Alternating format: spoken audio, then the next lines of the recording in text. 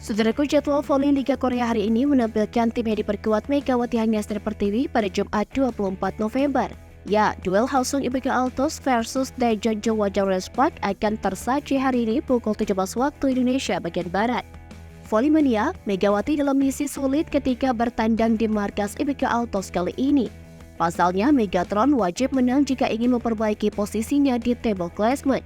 Imbas kekalahan 4 kali beruntun cukup terasa bagi Respark, di mana kini mereka di posisi 4 namun mulai terancam dari pesaing lainnya. Mulai dari Respark ditinggal pesaingnya Hyundai yang naik satu tangga di papan klasmen. Dua kemenangan beruntun mengantarkan tim Hyundai naik di posisi kedua di klasmen. Rehan ini sekaligus meninggalkan tim Megawati yang masih ajak di urutan keempat tanpa tambah poin. Sementara itu dari papan bawah, Hypers mulai mengancam Mega dan kolega. Sebab gap antara Respark dan Hypers kini hanya berjarak 1 poin saja.